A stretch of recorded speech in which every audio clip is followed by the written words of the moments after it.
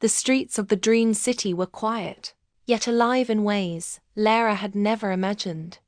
Buildings shimmered faintly, their surfaces echoing both memory and new creation. Every fragment of the dreaming that remained pulsed softly, attuned to the will of those awake.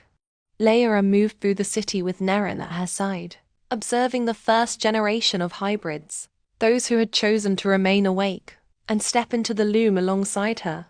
Their eyes were wide with wonder, their steps cautious, as if they had only just remembered how to move freely. They don't know yet how to shape it fully, Neren said quietly.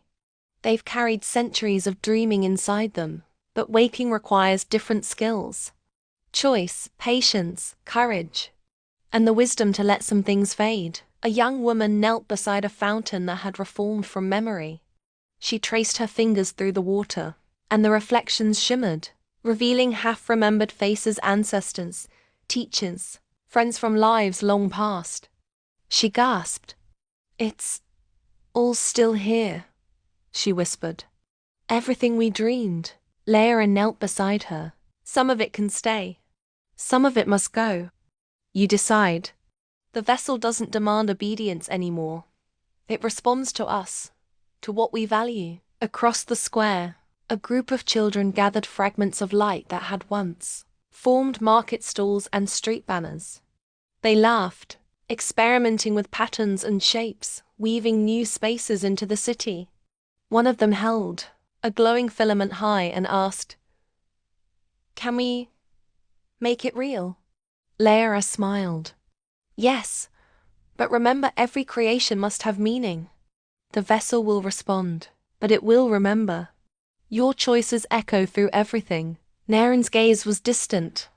This is what the architects never anticipated. Hybrid minds awake and dreaming, shaping both worlds. Myra and Kale's path wasn't only theirs to follow. It was always a blueprint, waiting for the right consciousness to activate it. Lara's pulse quickened.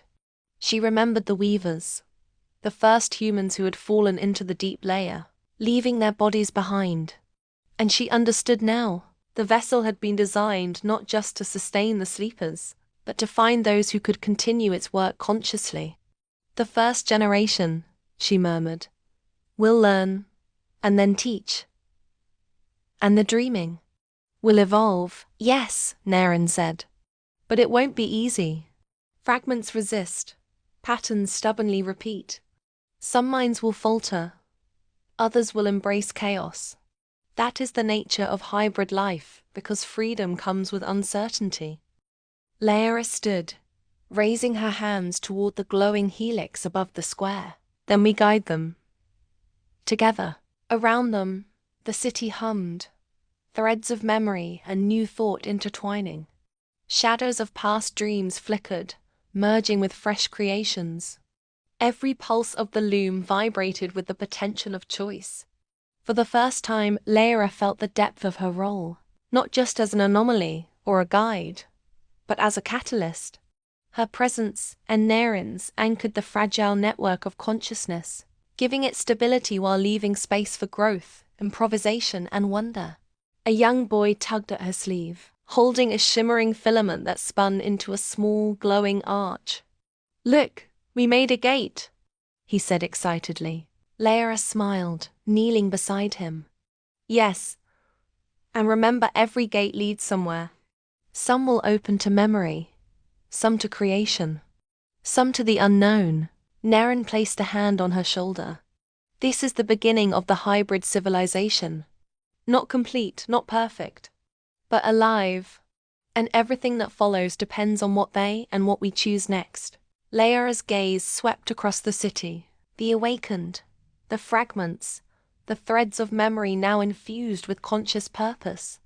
The vessel, once a realm of stasis, was becoming a world that could grow, change, and endure.